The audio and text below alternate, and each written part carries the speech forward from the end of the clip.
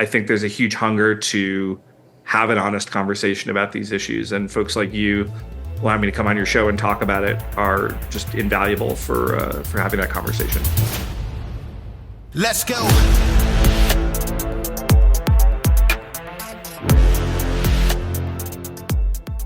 Welcome to Citizen. We have a special guest today, Jeremy Carl. You are the author of a book called The Unprotected Class: How Anti-White Racism is Tearing America Apart. Welcome to the show. Thanks so much for having me. Sure, yeah. So before we get into the book and everything, let's talk about you a little bit. You said you're in Montana. Did you grow up there, or are you a transplant? I am one of the horrible transplants who has ruined Montana. I grew up in North Carolina. I went to college up at Yale in Connecticut, and then basically hightailed it out of the East Coast and have lived in various places, either a little bit abroad, but mostly in the Western United States ever since. I was a research fellow for the Hoover Institution at Stanford University for a number of years, which was a great job, but I just didn't. I had 5 kids, didn't want to raise them in California for lots of reasons, and just decided Montana would be a better place for our family. So we moved up there several years back and enjoy it. What kind of reasons? Well, it's so crowded. I mean, where we were was kind of the worst in some ways, although in other ways it was the best. It had a lot of opportunities, but I was in the heart of Silicon Valley. I think just the pressure that's put on kids was probably the primary one.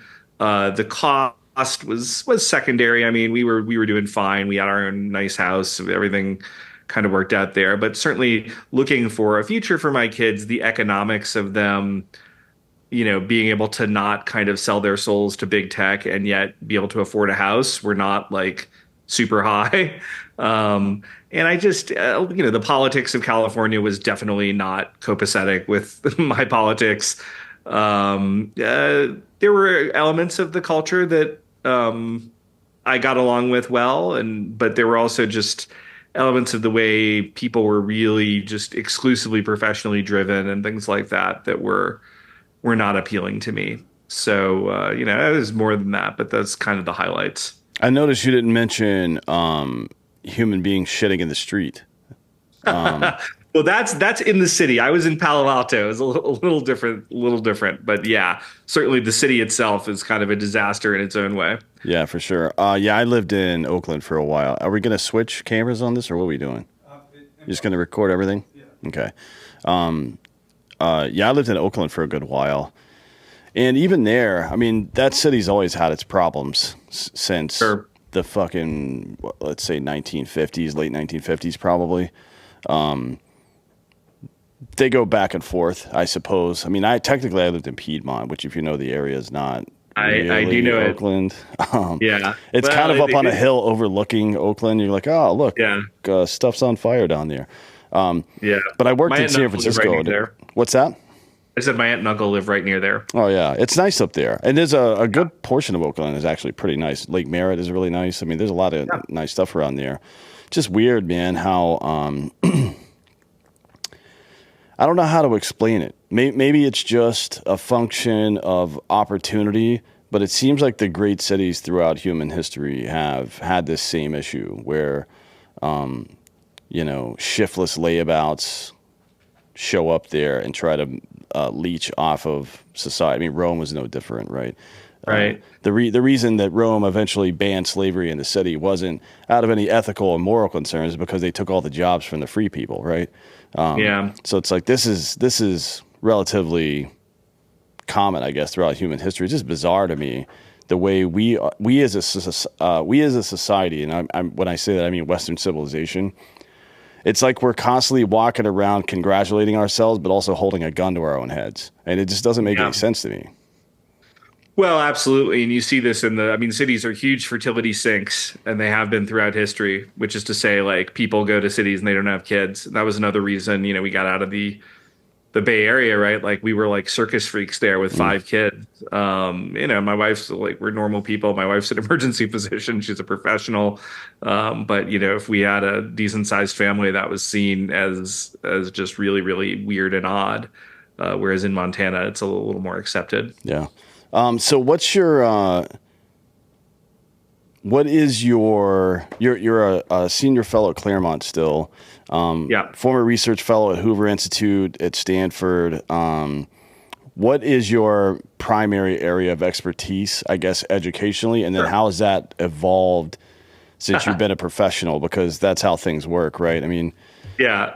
yeah. Well, it's sort of funny because a lot of what I do, the vast majority of what I do now is nothing to do with my professional training at all. Although when I was in the Trump administration, I was Deputy Assistant Secretary of the Interior, and I oversaw the Fish and Wildlife Service and the National Park Service. That was actually very much in my area. So my training was primarily in environment and resource policy, and that's what I did for a number of years. Is what I did primarily at Hoover, although not exclusively. But for really decades, I mean, I've even starting as an undergraduate, I'd been very involved in politics generally, and a whole set of political issues having nothing to do with that. And I just found, and maybe it was just being in the hothouse of the Bay Area that kind of reinforced that, because people talk a lot about, California being X years into the America's future, but I just increasingly was concerned with issues of immigration, cultural change, national identity, things like that. And so I was writing about those frequently over time. And I was really fortunate that when I left Hoover, the Claremont folks were very happy to have me write about those. And so I spend most of my time writing about them, although they only have a sort of tenuous connection to my formal training. Although I do in my book have an entire chapter on kind of how race plays out in the environmental movement. And actually, if you know the history of the environmental movement, both historically and contemporaneously, there's actually a lot of interesting stories there. Yeah, for sure. I mean, and that's true for a lot of stuff. The gun rights movement is also kind of an anti-racist movement, frankly. Yeah. Like there was no real concern about machine guns or any of that stuff, but before the I guess you could say the modern mobster of the day, right? The early 20th century mobster. Yeah. Which was characterized by what would you say, Italian immigrants in Murder Inc., the Northeast Jewish folk, right? That was primarily who was doing a lot of the stuff there that like led to the FBI. And then later on, though, more specifically in the 60s and 70s, with all the hubbub over handguns, it was primarily about keeping handguns out of the hands of black people, particularly the Black Panther Party, right? Right. So it's interesting to me how a lot of these, it's almost like a la carte outrage where you just bundle a couple of things that piss people off into one thing, try to sell the fact that they're related somehow, and just have like I want to run this by you because you've worked in this industry for a while. Now you're writing about it to a larger degree, but we've reached the point in Western society where everything is politicized. I think everybody knows that, but the way that it's being done is very interesting to me. Packaging disparate, unrelated things together, right? Are one way that it's done, but also anything that matters to anyone, anywhere. The media and the aristocracy weaponize and amplify the thing and essentially turn it into some kind of religion, right? I mean, that's what we're seeing now. It's like, environmentalism is a good one because the data is not clear about these worst case scenarios. Like the only thing you're going to hear from the legacy media is the worst case scenario, right? Which is a worst case scenario is always a possibility, but it is a fractional possibility, less than 1% chance that that's going to happen, that by 2050 we're going to be fucked or whatever.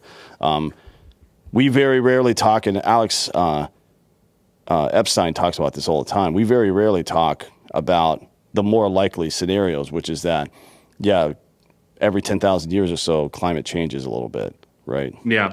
It's just kind of how it works because of the wobble of the Earth. It's like very basic planetary science. The wobble of the Earth means that the the equator is going to be closer or farther away from the sun, essentially, right? So that, Yeah. I mean, and it really is that simple, and it happens over the course of 10 to 20,000 years. That's why we had a massive ice age up until about 12,000 years ago, and now we're on our way probably back to another one in the next 10,000 years. But none of that seems to matter. It's all about, well, you're going to die, or your kids are going to die if you don't do this thing. I feel like we were relatively post-racism for most of the country. And it was like, oh no, look here, we found 12 examples out of the 273 million interactions that police have with people every year. We found that 9 unarmed black dudes are killed. So obviously racism's still there, and the police are like, come on, man, what the fuck? Right. Like why is it so easy for people to believe this stuff? I don't understand that. Like you've been in higher ed on both sides. Why is it so easy to dupe smart people? Yeah. Well, there's so much in the kind of statements you just made. So let me kind of decompose a few different things that you said that I thought were interesting. One, to go back to the civil rights movement and the importance of the Second Amendment there. There's actually a couple of subversive books that were sort of buried, but came out maybe a decade ago. I can't remember what one of them is titled, but the other one is titled "That Nonviolent Stuff Will Get You Killed." And it's basically all about the important role that armed self-defense had in the civil rights movement that has kind of been shoved under the table by the left. So a little bit orthogonal to some of the discussion, but I do think it's interesting to note how that works. But I think kind of to your more broad question, you hit on this notion of religion, and I think that that's really important. And I see that a lot because I am a Christian who grew up in a secular environment. And, there's a conservative blogger named Ace of Spades. And I borrowed a quote he wrote once for an article because I thought it was really brilliant. He said, look, unlike a lot of people on the right, I'm a secularist. But I see the left are secularists too, but they're extremely poor secularists because they think they've banished religion from their lives, and what they've actually done is let religious thinking infect every single mode of their thought. And I thought that was a very powerful concept. So I think a lot of these things, whether it be the bigger extremes of environmentalism or a lot of this anti-racism, critical race theory, anti-white racism, they're a substitute for people who have removed God from the equation, and they're looking for some other way to organize their universe. And so I think that is, I mean, again, this is a common Christian critique over many decades, but I think a lot of people are still not familiar with it, that you can't banish religious thinking from the human species. It's only a question of under what guise does it happen. And then finally, to kind of pick up on your academic question, I mean, there's actually a lot of research that shows that essentially smarter people are easier to manipulate intellectually in certain ways. And that they kind of overvalue and overestimate their own intelligence. And I would I spent like 20 years in the Ivy League and adjacent, and I would say that like independence of thought and ability to self-criticize it's orthogonal to your intelligence. So I wouldn't say that it's necessarily opposed, but it bears almost no resemblance to whether or not you're smart.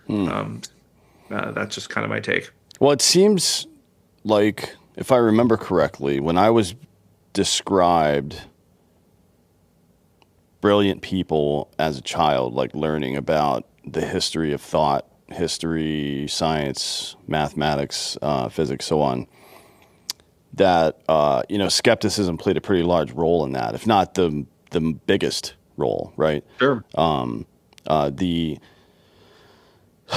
Every research, the way that I was taught to write long research papers, even into grad school at Penn State, when you write a research paper, you address the criticisms of your premise somewhere towards the end, right? And if you like, that's a big part of the peer review process as well. Like if you don't thoughtfully address the critiques of your premise, typically speaking, you're going to get rejected during the peer review process, or it's going to at least get flagged, right?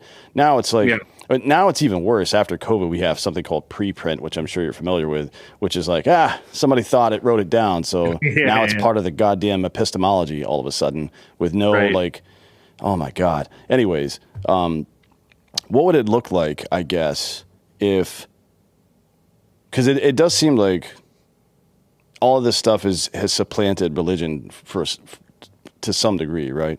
Which is Yeah. pretty interesting. It's like we stop eating. This is the, I guess, the educational version of eating processed food, right? Because Yeah. we're still eating technically, right? We're just doing it Yeah. like idiots now. So what would it look like if this, whatever this modern religion, actually, if skepticism was a primary tenet of it, right? I think that might be a little bit more useful.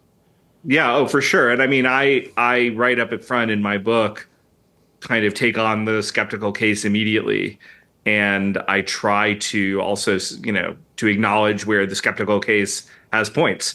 And I do that even before I get into making my own case because I think it's important to do. They call that steel manning as opposed to straw manning, right? You kind of give your opponent's best possible case against you. And I think that's really important to do if you're going to write an intellectually honest book. And even in doing this, the best thing I think my editors did is it wasn't a book with a lot of overheated rhetoric even to begin with. But as we went through the editorial process, if anything looked overheated, we just took it out. We let the facts speak for themselves.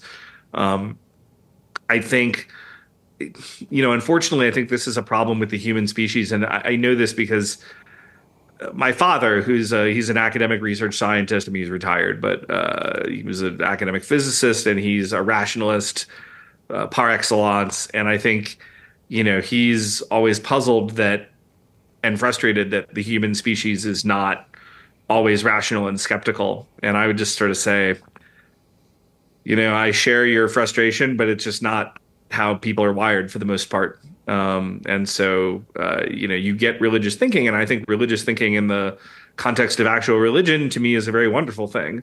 But when it begins to affect things that shouldn't be religious, then it becomes a real problem. And in that vein, you've kind of, I'm curious about your thoughts because you've been in academia during a time of great transition, I guess. Now, that's not to say that Marxism wasn't in American universities in the early part of the 20th century, and that's definitely when the infiltration began. But doing so openly and brazenly is a modern thing, right? I mean, they're not trying to really hide that anymore. Makes sense that they would go after young minds, obviously, right? I mean, there's a reason Joe Camel got banned from advertising. But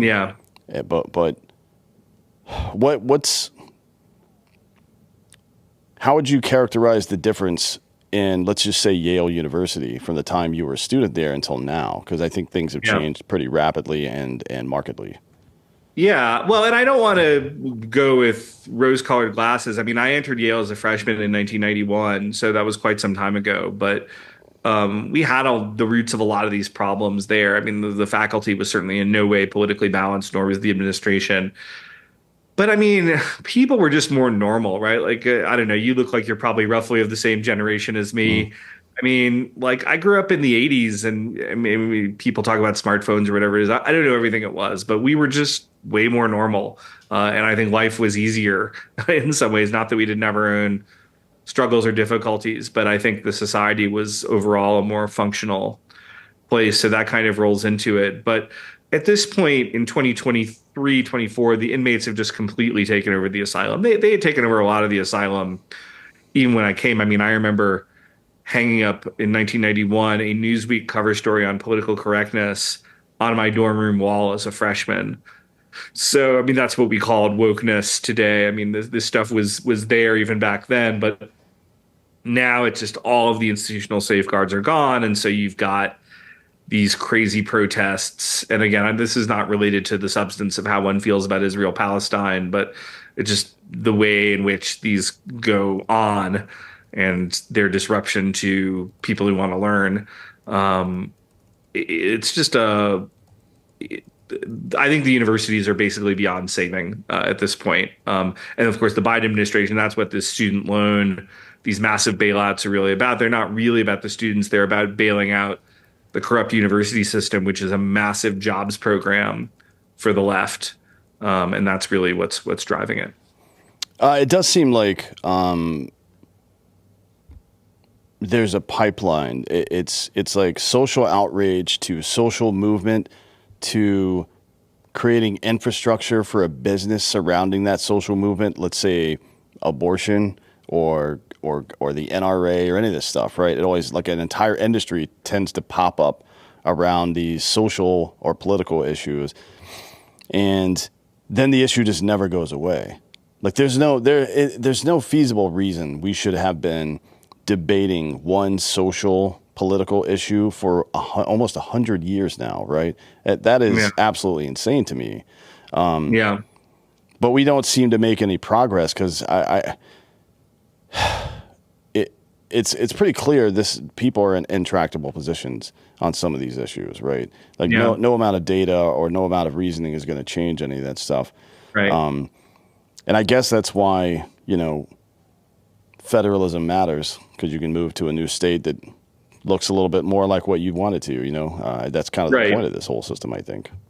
Yeah, I mean, and I'd love it if we had more federalism and more principle of subsidiarity and all that good stuff. I think that obviously it's very frustrating to watch these things, but I think a lot of these attempts to get us to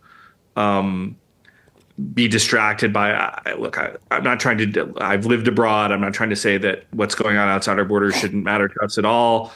But I do often think that the people who try to wind us up about things going on outside our borders are the people who, in my experience, really, really notably, like almost universally, people who won't defend me and people like me inside our borders. So in my book, The Unprotected Class, I talk a lot about, I detail in great detail over 1,000 references in 12 different areas where anti-white discrimination and racism is going on very significantly. There are some people in Congress who've taken a real interest in that. Not too many, but an increasing number. And that is exactly the opposite of the people who get really wound up about what's going on in foreign affairs. And the people who get really wound up in vindicating themselves as heroes in a foreign conflict on whatever side, I find often seem to be compensating for the fact that they won't have the more difficult discussion about vindicating their own supporters' rights here in America, which is more a fractious discussion than, pretending to play the hero abroad. Mm. Yeah, I wonder if, because trends do tend to repeat themselves, I wonder if there was a time in some other government prior to now where people so audibly and fervently argued against their own best interests. Like, some obvious examples pop into my mind, like defund the police. That's stupid, right? Like, now your communities are all fucked. Queers for Palestine is hilarious because, one, there's no such thing as Palestine in the first place. But beyond that, let's say there was, go there and do queer stuff and see what happens. You can Google that, by the way. I don't know if Google will give you the actual results. You may have to go to a different browser, but you can search the internet and find out what happens to quote unquote queer people in so-called Palestine, or maybe more along the lines of your expertise, Biden reversing Trump's efforts to make us more energy independent, right? Like, what exactly was the point of that? Like, we're putting. We take the worst case scenario from environmentalists who are getting paid to tell us that and say that's reality. That's a fact. So we have to build our national policy off of that, no matter what it costs us, because it's an existential threat. We're all going to die. We have to, right? Yeah. But none of that is really true. And now we're getting to a point where we're still having to deal with Middle East bullshit because we need their oil, or Russian bullshit because we need their oil, right? It's like, has there ever been a time in human history where people Like an entire half of a political class in a country are all arguing to fuck up the country they're in. Yeah, I mean, and I've studied a lot of history, and there are some things to me about our current situation that are unique. Although I think the process of degeneration and decadence is sort of a universal thing of all powerful empires, and I'd argue the U.S., whether we're formally imperial, ultimately, informally at least, behaves like an empire.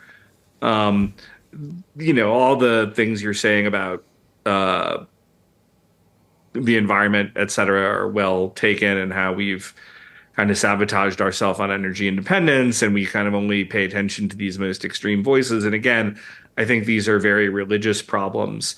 Um, Again, to get to, I think, an interesting kind of question that you sort of raised about self-sabotage and self-hatred. One really interesting thing that I show in the book, and actually I think will be a lot more of the sequel of this book, is that basically, if you look at the social science literature where they survey people about whether they have, like, to what degree do they prefer their own group.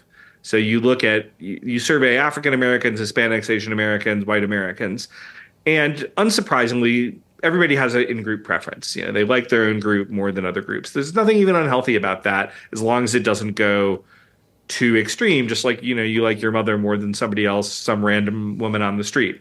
Um, and you see a little bit more of an in-group preference among conservatives, of regardless of their ethnicity. But again, it's not. There's nothing really anomalous or nothing that really kind of strikes you when you look at the data, except for liberal whites. And liberal whites have a very significant outgroup preference. And I'm not aware of this for any other nation in the social science literature. So liberal whites think white people are more criminal, they're dumber, they're like pretty much go down the line. This is, I mean, you don't find that among liberal minorities. It is extraordinarily anomalous. And I think a lot of this kind of deep psychological deformation, for lack of a better term, explains something of why we are in the place we are today on issues around race. Why? How do you quantify the prominence of anti-white racism? Like how because it's easy to just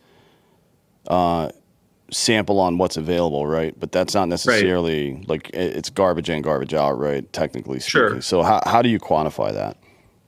Right. Well, I mean, I think there's two different types, right? And some of it is actually, I mean, I kind of wrestled with whether I was going to use the word racism versus discrimination in the title, and I ultimately chose racism because there are elements that are discriminatory, even if they maybe don't have a purely racist intent, and then there are elements where I think they're clearly racist, but it's more sort of informal. So there's not formal discrimination that you can point to that's looking at it. I certainly think in everything that happened in the summer of 2020, you talked about these, 9 unarmed black men getting shot. And so we're going to burn down every city and call every policeman racist. I mean, that's a pretty large quantity of social disturbance that's going on. I think when you look at affirmative action in universities, you're talking about a significant number of seats that are being taken away from more qualified white and also Asian American students in general that are going to lesser qualified other than their skin tone African American and Hispanic students. I documented something that Tucker Carlson picked up when he was on Fox, just to give you kind of so Joe Biden, of the 97 federal judges he picked in his first 2 years, 22 of them were African American women. And if you were to look kind of on any objective measure of legal accomplishments as sort of senior partnerships at big law firms, publication record, all these, anything you could do to kind of make that an objective criterion, that number rather than 22 might have been 1. And you had 5 white men, despite the fact that white men would have been at the other end of that spectrum. And of course, federal judges are, as we know, really, really powerful positions. So I'd say that really the effect it's quite significant and it's getting larger. And while I do certainly have anecdotes in my book, I'm not just trying to cherry pick. I think it's a pretty consistent story that you can tell throughout a number of different areas of society. Well, first, Asian people are white now. I don't know if you heard that. Yeah, yeah, yeah. Because this is how you keep the industry going. Right. You know, gay people got all the stuff they wanted, and good for them. But it for some reason didn't stop there. It's weird. You know, now there's dudes dressed up like women reading children's stories to children in their costumes. Yeah. That's bizarre, right? Yeah. Not to say that we should stop somebody from pursuing civil liberties because somebody might abuse it, but we should definitely be aware. And I think the people pursuing rights should be the most aware of what the dangers of what they're asking for is, right? Yeah. Like if you knock on my door I'm like, who is it? Oh, it's Jeremy. All right, come in, man. And you let in like two wolves behind you. That's kind of on you, right? Yeah. That's your fault. Maybe you should have policed your own people. And it seems like now the word white or whiteness just means in when they're trying to use it in a way that's negative, it's oppressor, colonizer, whatever. When they try to use it in a way that's positive, it just means successful. That's all. Yeah. That's all that word means in that context. It's like, oh, well, Right. Jewish people are technically white. Like, I mean, yeah, a lot of them are white Europeans, I guess, Right. right? Right. But no Asian people are Caucasian that I'm aware of. So I'm not Right. sure, like, if the audience, if the population is dumb enough to believe that, why not say it? Well, yeah, that's you just explained a lot of our politics beyond just this issue, right? But um, I do actually talk quite a bit in the book about Asian erasure, because so much of this narrative around white privilege depends on, don't look at the Asian American behind the curtain, because that Asian American, on average, has a higher income, has a higher education, has better health outcomes. And this is despite the fact, of course, that many of these folks, either they or their parents, arrived here perhaps with little or no education, no money, didn't speak the language that well. I mean, again, I'm not saying universally, obviously, it's heterogeneous depending on which Asian American person or population. Um, but if we mention that, if we call attention to that fact, the white privilege narrative kind of collapses. So we either have to um, just ignore it and not talk about it at all, or kind of lump them in with white people. And I remember when I was in Silicon Valley, there was an amazing article in the San Jose Mercury News. It was a cover story. I wish I'd saved it, but it was basically all about how white people were sort of overrepresented in the leadership of Silicon Valley. But it was actually ignoring the fact that Asian Americans were really the ones who were dramatically, dramatically overrepresented in the leadership of Silicon Valley. But to tell the story they wanted to tell about white privilege, they ignored the numbers, or they just kind of disregarded Asians and were just looking at like the black white ratio. That was the only thing that mattered. And it really was just a remarkable indication to me of how the regime media, the legacy media, just lets narrative completely drive the story over facts. Yeah. Why is there people ask me this a lot? It's like, why do people hate, or why does it seem like leftists hate white people? I'm like, I don't think that's the right question. I think the question is, why do people not notice that this is just repackaged Marxism, right? Yeah. They're mad-libbing the oppressor oppressed roles. Yeah. They just switch those out and then change some of the dialogue to make it contextualized. But it's Yeah. just the same tired old bullshit that has led to nothing but famine. I mean, Yeah. I don't know if there's any natural disease that has caused more famine than Marxist stupidity, frankly. It's like between Stalin and Mao alone, 100 million people are just wiped off the face of the earth because of their political beliefs. That's insane. Yeah, it's nuts. And you're right that this does absolutely fold into these sort of Marxist oppression, or rather oppressor oppressed kind of dichotomy, and you just are switching out the groups. I'm not a person who's like quite as much of a purist on that as some people. I mean, a guy like James Lindsay, who I actually like, and I think he does some interesting work. he'll try to shoehorn everything into that. I do think that a lot of what you see, and this becomes very important, is I do think it's amenable to an economic analysis, in that I argue in the book in the penultimate chapter that like, kind of fundamentally what drives all of this is competition for resources, which is the same thing that drives the vast majority of social conflicts. White people are perceived to, as a totality, have a lot of resources. Other groups would like those resources. In 2024, you don't simply, it's not acceptable to kind of go up to people and just say, hey, I want your stuff. So you come up with what the late sociologist C. Wright Mills would call a legitimating ideology. So you come up with an ideology that says, I'm justified in taking your stuff. And that is because you're a racist, because you're a white supremacist, because the history of America is evil, because you have white privilege, et cetera, et cetera. And so you use all of this stuff. Everything I'm kind of documenting in the book is all about the creation of this legitimating ideology that can kind of come in and justify resource transfer from one group to another. Do you think that, and this is kind of an off the wall question, but do you think that a root cause of all this is to some degree multiculturalism? Because you don't see it in Northern European countries that are still more or less, homogenous, right? I mean, and I don't mean racially homogenous. I mean culturally. Like for some reason, let's just get right into it. It's a common saying on the left that multiculturalism is our greatest strength. I don't see how that could possibly be. Like how could intrinsic division be a strong point for us? That doesn't make any sense to me.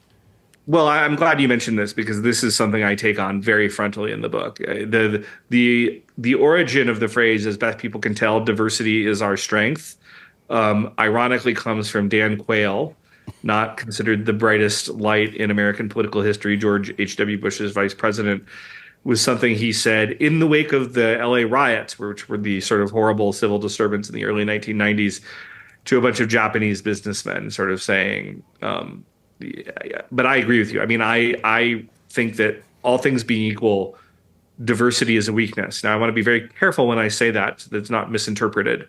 I'm not saying that people who make up diverse groups of people are bad people. I'm saying this kind of gets to what you were really saying. At the very kind of heart of the idea of being multicultural or diverse means you're less unified.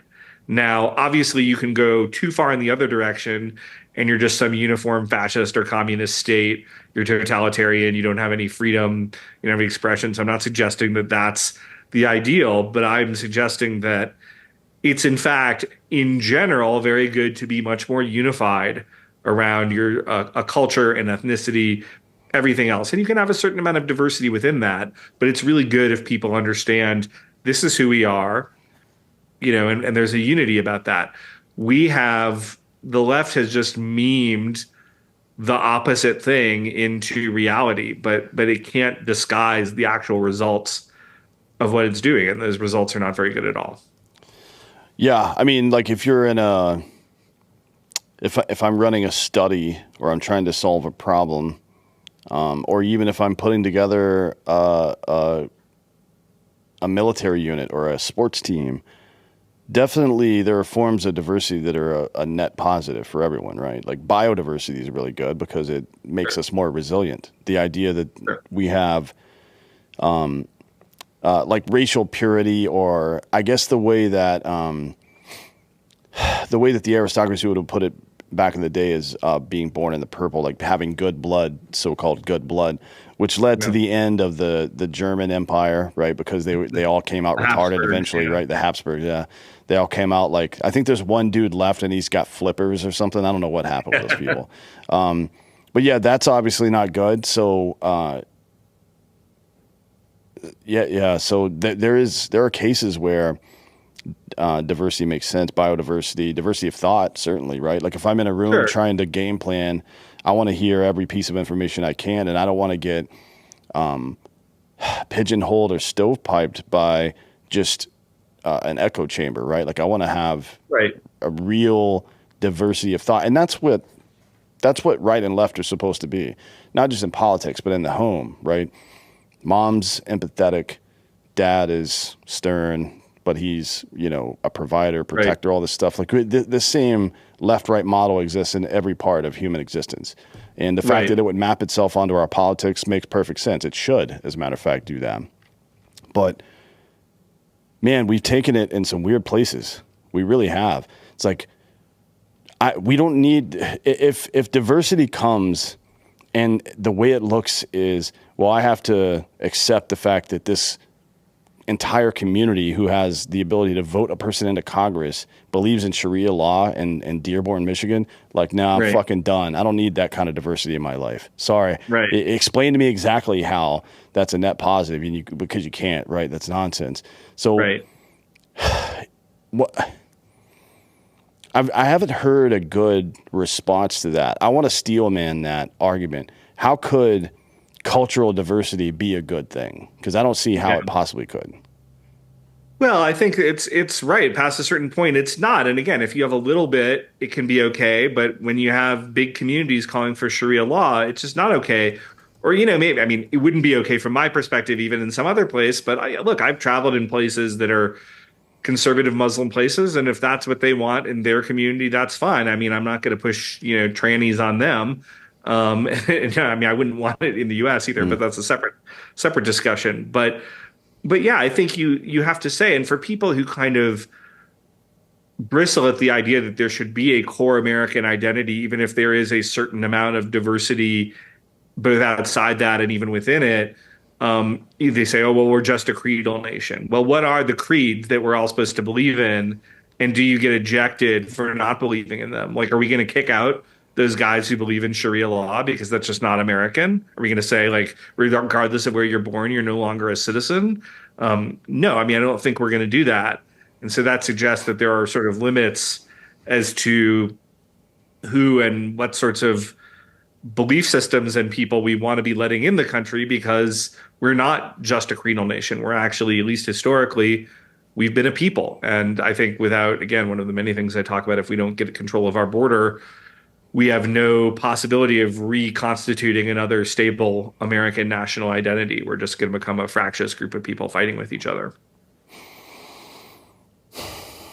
So I don't know how much you follow European politics. It's been getting pretty weird, Fair bit. especially the border security stuff is affecting anybody that's in the EU because the EU charter requires that every state takes on 150,000 immigrants a year, right? Right. Which is that's pretty wild, to be honest. I'm not sure I would be okay with that. As a matter of fact, I'm sure I wouldn't. And then in the UK, especially with censorship and speech issues, it's become a real problem. Britain has, over the past couple of years, had some issues with people posting things online and getting accosted by police and such.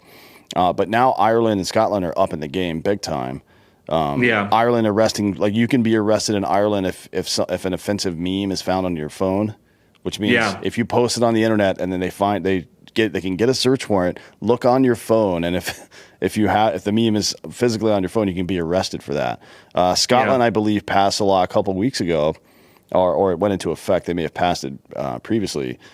That says if you misgender or dead name somebody, you can be fined $10,000 and put in prison for that. Now today, Scotland's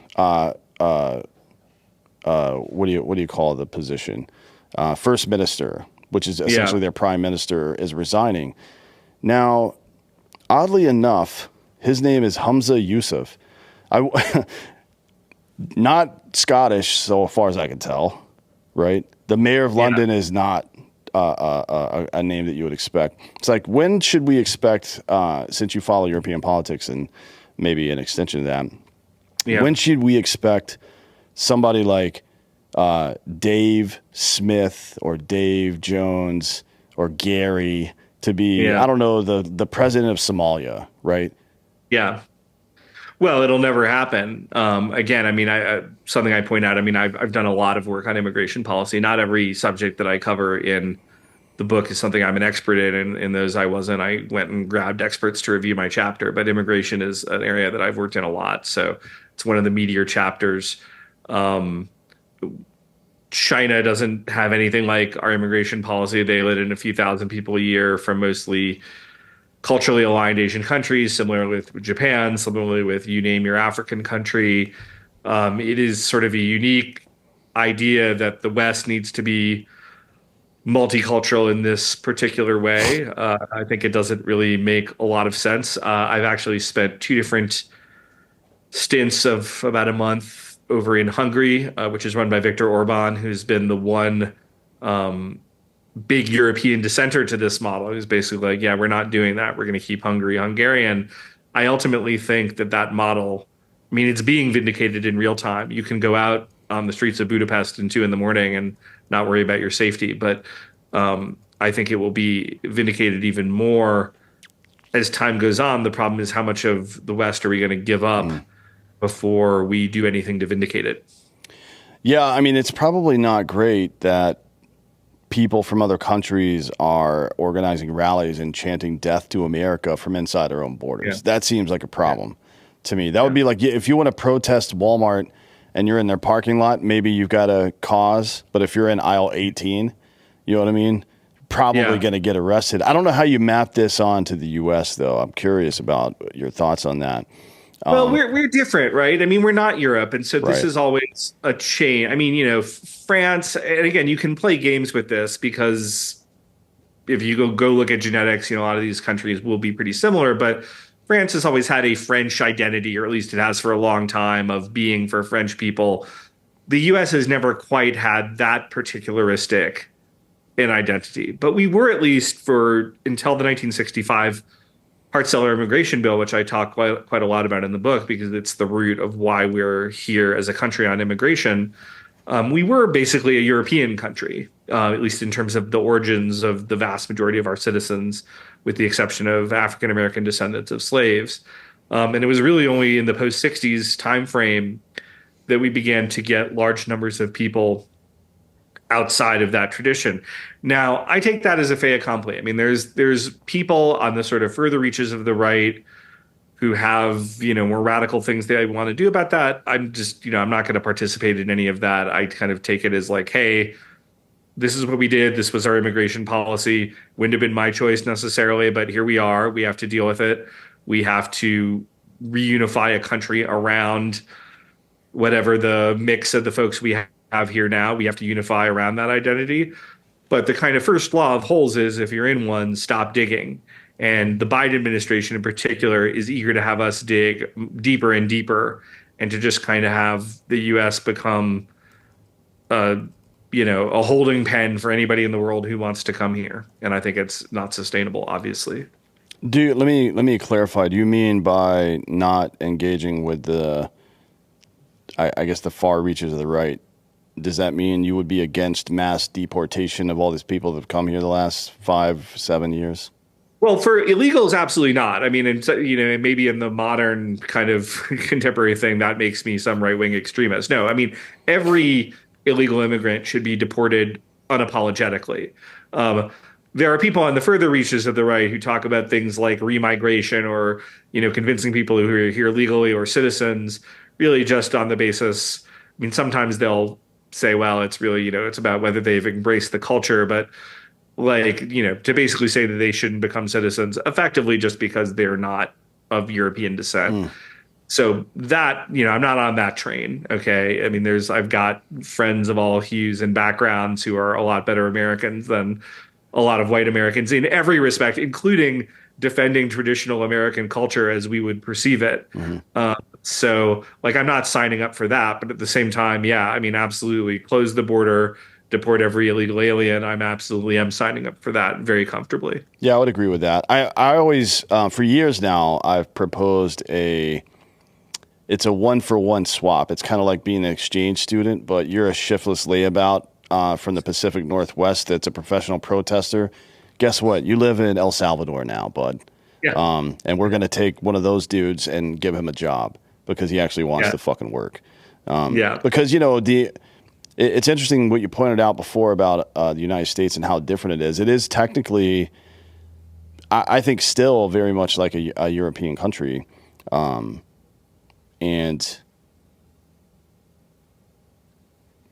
it's not now and never has been defined by the race of the people that lived there.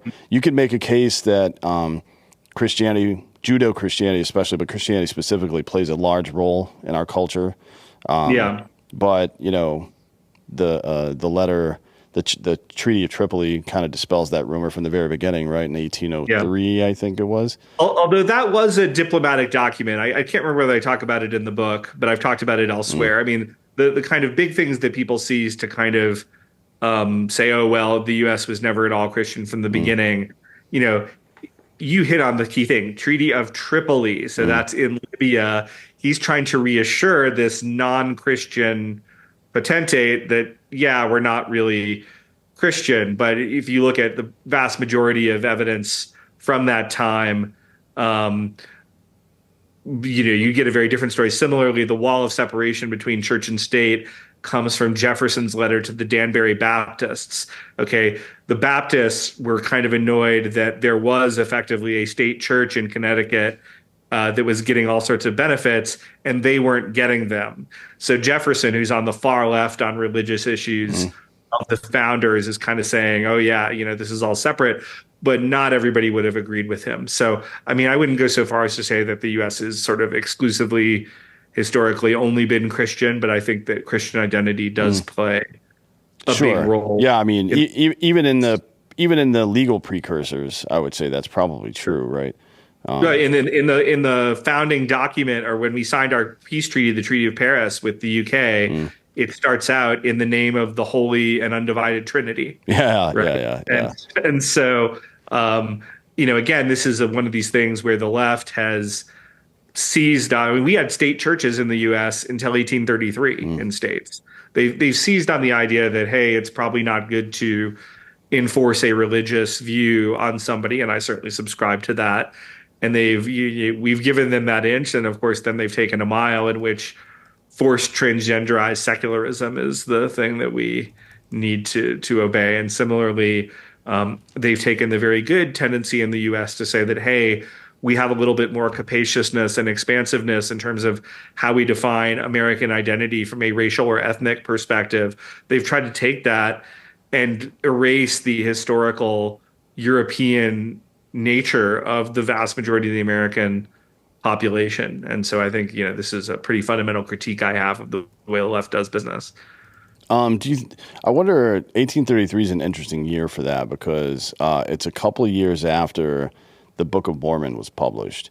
And I think a rising populist cult, as it was known at the time, probably would get some movement in Washington on we better actually make a rule on this at some point, right? Certainly, I think it was Massachusetts was the last state to expel there had never been a national state church, but different states had their own church because of who had organized it. And certainly the Mormons are kind of an interesting case. And for those who really kind of know early Mormon history, and I'm pretty familiar with it. I mean, they moved originally to Salt Lake City because it's outside of the United States. And then the San Francisco gold rush happens, and suddenly they find themselves back in America again and having to deal with that and all of its problems. Oh yeah, that's a very interesting history if you're curious about it. If you're out there and you haven't read the history of Mormonism, including the death of Joseph Smith, it's a very interesting little subject. But back to the United States, it hasn't necessarily been. Like we haven't gone out of our way to prevent non-Christians from coming here, I don't think. Right. As a matter of fact, we've been pretty brutal towards our Christian brethren, if you want to call them that. We fucked up the Irish pretty good. The largest lynching in the history of the country were a bunch of Italian dudes down in New Orleans. But there always has been this idea that hard work equals success here. If nowhere else on earth, if you work hard here, you will be a success. It's almost guaranteed, right? Absent force majeure or something like that. Right. That seemed to be the general criteria on who we would and would not let in for a very long time. And that is very clearly no longer the case. And I wonder from your perspective, you've worked in this, you've worked in the federal government as well. What if you had to pinpoint one or a series of motivations for leftists on this whole subject, what could they because there's nothing it's not true that these people are going to be voting in the next election. That's not true. Right. Now, you could say they're manipulating congressional districts, but that's not going to have an effect until at earliest the 2032 election, because the next census isn't until 2030, right? So, I mean, maybe they're playing that long of a game, maybe, I guess, who fucking knows, but it seems like there's a more immediate plan going on here, and I'm not entirely sure what it is. Well, I think there'll be some. I mean, we don't have voter ID, right? So there'll be some illegal voting. There'll be 2032 apportionment. There'll be just a broader strengthening of non-white communities in the U.S., all of which the Democrats perceive to be of interest. I do think it's interesting you touched on. I mean, we actually do have laws on the books in the U.S. that says basically if you're an immigrant and you're going to be a public charge, i.e., like a welfare recipient, you're not allowed to stay here. Immigrants are hugely disproportionately represented under welfare recipients, and we don't enforce that law. And when the Trump administration even tried to enforce it a little bit, liberal judges who simply don't care about the law at all other than their personal preferences just strike it down, despite the plain text of the law being really clear as to what it's doing. But I think it's the Democrats want to replace the current population. I've touched on to some degree it being driven by self-hatred. I think to some degree it is also a class divider. So if you are a very, very wealthy white person, you can say, I can afford some discrimination against myself. I can afford to not get these things because I'm going to be fine anyway. My kids are going to be fine anyway. But for the white middle class, the white working class, which is to say the vast majority of whites in America, that's not true. And so you're beginning to see this really sharp divide between particularly elite leftist whites and other whites. And then other whites being joined in this case by working class Hispanics down at the border and other interesting groups kind of joining with them. Yeah, I mean, I wonder if the point of the anti-white stuff, aside from the broader picture, which is you just need, in Marxism, you need in and out. You need in-out groups. I wonder if the specific point in the execution of anti-white racism isn't just to be an antithesis of perceived racism on the right, which in reality is just the preservation of like culture and economy. You know what I mean? It's like it just seems like gaslighting. It's like, oh, you guys are racist, so it's okay to be racist to you. It's like, no, I just don't want a bunch of terrorists in my goddamn country. There's like over 300 known terrorists have entered the country in the last 4 years. I don't want that. I feel like that's an okay thing to not want and doesn't reflect on how I feel about other cultures. Yeah.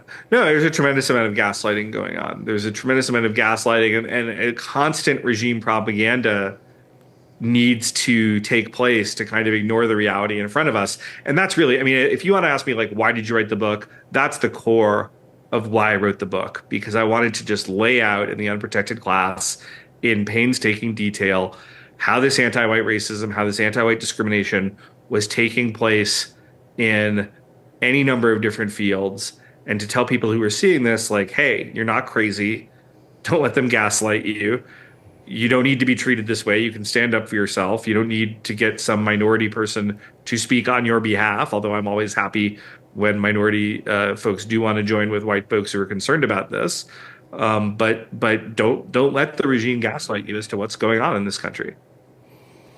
And the only way that you can really accomplish that is to educate yourself on the subject, right? I mean, you have to know all of the details. You have to know that the things that people are saying aren't true. And it takes some time and effort. I mean, honestly, to educate yourself on the issue. It also takes some time and effort and patience to try to communicate this to people. Obviously, not everybody's going to be standing at a lectern. Not everybody's going to be giving public speeches and shit like that. But the conversations that all of you have on a daily basis with the people around you matter. That is the, let's say that's the algorithm that most greatly affects our collective epistemology, is what you are willing or not willing to just accept, right? Because if you just stay quiet and accept, like, oh, cops are racist because whatever, right? No, I mean, maybe take 5 minutes and explain to somebody. Just ask them the question: how many unarmed black people do you think are killed by police every year? The solid Democrat voter is going to say 100. The the left leaning person is going to say 100. The left leaning person actually says thousands. Yeah, the lifeline Democrat says 1,000. The progressive says 10,000. The number is 9 to 12, right? Yeah, that's right. I think just pointing out that one piece can be very effective, but you have to know it first. So one of the ways that you get to know stuff like this is to read books like this. So if you had to elevator pitch me the book, what's the premise and what's the point, right? Like what are you trying to teach people here? So the premise is the elephant is an elephant. And what do I mean by that? You've probably heard the story of the blind men each touching a part of the elephant and they think it's something else, okay? What I've tried to do in this is to take anti-white racism, anti-white discrimination as happening in 11 or 12 different fields, each of which has a chapter in the book, document that really, really thoroughly, and say, hey, the elephant is an elephant. This is all interconnected. There's an underlying ideology behind all of this. And the things that you're experiencing are very interdependent. And so I've tried to explain that to them and then also to give them a theory of why is this going on? And I talked about that a little bit in terms of resources, and then ultimately suggest some things that we can do about it. So that's the elevator pitch for the book. That's why people could buy it. If your listeners are listening, I don't get rich. I don't even get middle class from you buying my book, if you know anything about the book publishing industry. But the reason I wrote it is I want these ideas out here. To get this type of a book published by a mainstream publisher, which I did, it takes some doing. And I've been really fortunate that my publishers really stood behind the book and me. But the best way that they know that they should look for more books like this and that people are interested in these ideas is if you go to Amazon or Barnes & Noble or wherever you get your book, or go to your local bookstore and say, I'd like you to carry it, and you buy the book. And so, again, it's not going to make a big financial difference in my bottom line, but it makes a huge difference in terms of the types of ideas that are allowed to circulate in 2024 in America. Active participation is really important. I mean, this is true everywhere. The more that you patronize local businesses, the better they do. The more resilient your community is from external forces, including the government, right? The more you walk around and have your blood flowing through your body, the better health you're going to have, generally speaking. Just think of it like a river versus a pond, which one has more sediment and buildup in it. And this is the case socially as well. Like, actively participate in the things that are important to you, that matters that you do that, right? Because infrastructure builds around that demand. That's how it works. That's why I enjoy having authors of interesting things on, because the legacy media will go out of its way to suppress this shit, as will social media, as will Amazon themselves. As a matter of fact, they pulled some of my friends' books off before, and definitely the New York Times is a fucking joke, but obviously they are probably the worst culprit there. So look, go ahead. No, I was just going to say I've been really fortunate that I've been able to use some alternative outlets to get there. I mean, Tucker Carlson had me on. That helped a lot. 50 million views. It was the biggest episode he did since Putin. So I think there's a huge hunger to have an honest conversation about these issues. And folks like you allowing me to come on your show and talk about it are just invaluable for having that conversation. Yeah, well, look, we enjoy it. I like learning new stuff. I enjoyed your book. There's a lot of, as you said, it's a very good soup to nuts breakdown. Like, here's the problem. Here's some ways to deal with it. Here's a problem. And by not by industry maybe, but I don't know. However, it's sorted, so it's very easy to read. It's a lot of good information there. So you guys go pick it up. It's The Unprotected Class: How Anti-White Racism is Tearing America Apart. It is available now. Actually, it went out last. As a matter of fact, if you buy it soon, maybe you'll get on the first week, and that'll help your New York Times bestseller opportunities. There you go. Jeremy Carl, thank you for coming today. I appreciate the conversation. Thanks so much. I really appreciate you having me on. Yes, sir. And thank you all for listening. This has been Citizen.